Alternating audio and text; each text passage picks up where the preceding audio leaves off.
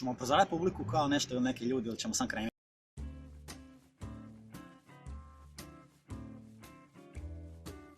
Započeli ste šta, znači četvrtak je bio, di ste bili? Zagrebu. I onda Slavonski Brod i onda Osijek. Kako vam sad je to znači djelovalo 3 dana zaredom? Najbolji. Dobro to, ali ono, da li recimo osjećaš neku razliku u publici, konkretno to unutar sad Hrvatske, ja pričala sam Sloveniju? Pa, baš smo pričali kako, mislim, mi pričamo ne iste šale, ali isti je Hazim, isti je Filip, isti je način pričanja toga, a odgovor publike je drugačiji.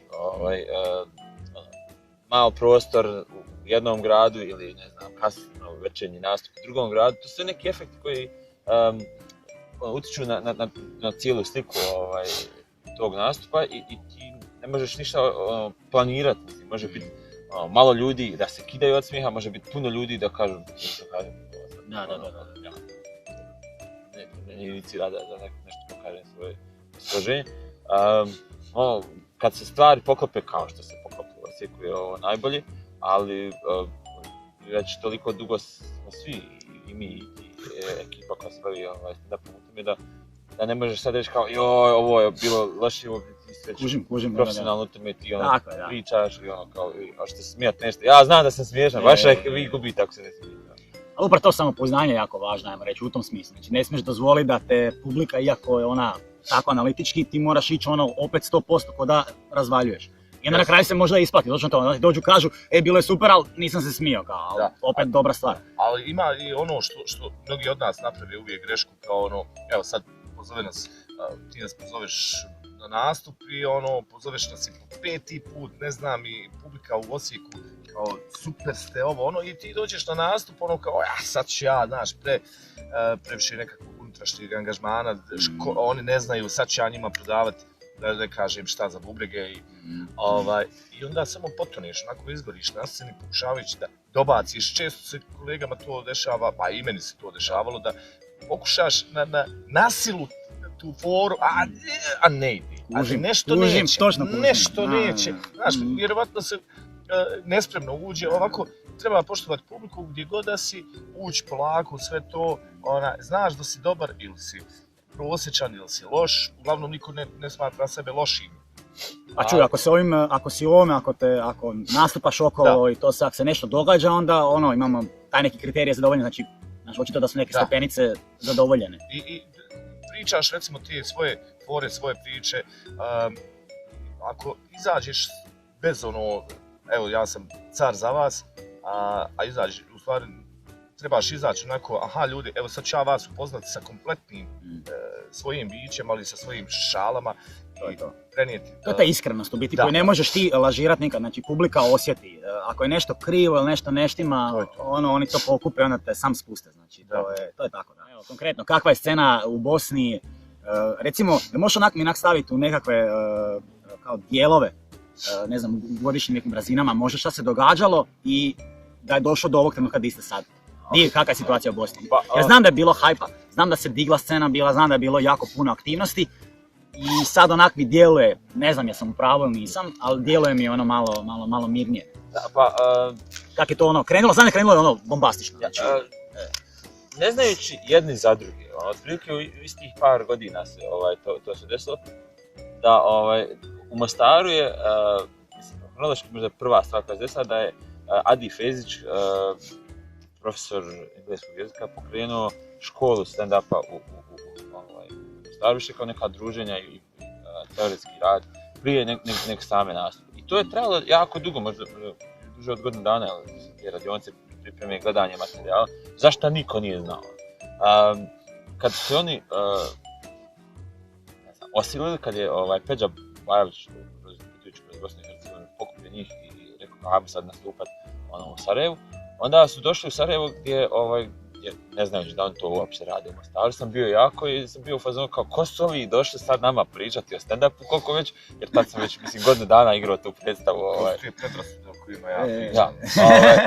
I oni dolaze na nastup i kao otvoreni mikrofon, kao svi su dobrodošli, ja sam kao, a sad kad ja izađem i nastupim ja i dvojice su kao otkud tebe, mislim, u isto vrijeme se bavimo stvarima, ne znajući. I onda To je fora priča, Samo usput. Treća stvar je da u Banja Luci, ne znajući da mi ovo radimo u Sarajevu i u Mostaru, je ekipa od 3 momka koji prave skečeve, odnosno... Da, Kaleb, ne, kako se zove? Antikulturni teatar Sirotanović. Sirotanović, da. I oni prave skečeve koji nisu baš nužno stand-up, ali sad 3 momka će iz tih skečeva raširiti svoje monologe u stand-up, da to tako ne objasnim. I imaš sad odjednom 3 centra, pa se pojavljaju Hazim, 4. iz Tuzlom, pa neki momci i djevojke, doduše malo kasnije od nas, će u Bihaću nešto ono kao totalno decentralizovano, vid scenskog nastupa, kako da ga opišem. U kojem, kad sviraš muziku, ne znam, ljudi znaju, aha, okej, ja mogu da pričam, on svira, ne znam, odemo u pozorište, mi sjedimo u svako dijelo, haljna tamo publika, mi gledamo šta već. Stand-up je negdje između, i publika nekad na nastupu nas doživljava kao da smo televizor, svađa se sa nama i kao komentariše, i ono kao, halo, kralju, ja tebe čujem, vidim, tu si, mislim, upadaš u materijal. To je taj realni moment, to je ono što ne možeš izbjeći nekada. Da, i onda je teško mislim, objasniti publici, gazdama, ne znam, publika je navikla da ako muzika neka svira, oni mogu popiti neko pričati, ili ne znam, ako odu u pozorište da moraju da se svečano obuku, da sjede u publici, a tamo neki glumci naši ili kino, šta već. A kad izađeš pričaš, ali publika ne zna šta da radi, nekad pričaju s nama da smo televizor, pa se svađaju, sa nama je dobacuju, ali mi smo tu, čujemo vas, razumijem što mi govori, upadaš mi nastup. I onda kad tako ne znaš kako, ne nužno prodati, ali kako objasniti ljudima s čime se baviš, onda gazde to misle da je bezvrijedno. Kao bend mi može za određeni količinu novca svirati cijelo večer, a ti tražiš tu količinu novca za možda sat vremena materijala. Da, ali to je totalno je drugačija priča. Lik koji je naučio akorde s interneta. Pazi, ti ima to je tvoj autorski materijal, još ajmo reći u to, znači koji niz godina je u pitanju, nemamo još siće, nema veze u kadru. Znaš, to je to, isto treba se računati, jer ako sam, mislim, nije da idem pljuvat po ikonu, razumiješ, ali na primjer da, to je bilo isto kao da mi sada dođemo i ja naučim materijal od, ne znam, Eddie Murphy-a, Delirious, i ja njega izvodim. Ne kužiš ono, znači, to se ne bi, razumiješ, ne poštivalo. Da.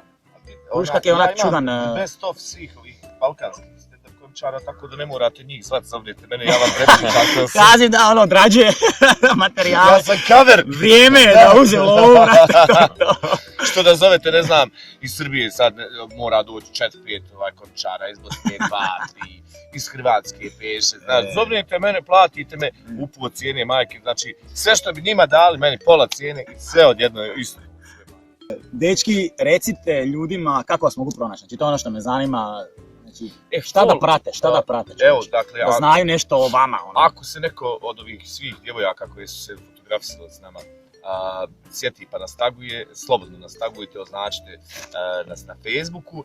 Na onim našim majicama su naši brojevi telefona, odnosno bar kod Made in Bosnia, pišu naši brojevi telefona, možete nas angažovati, možemo velike, kasne noćne sate dahtati vam na telefon.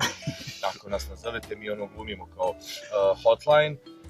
To ćemo naknadno naplatiti, ali nije nam ništa mrsko, može i džaba da se radi. Za početak, dok se ne uhoda posao. Ja, znamo dahtati, a možete nas naći, hoćeš moju onda stranicu.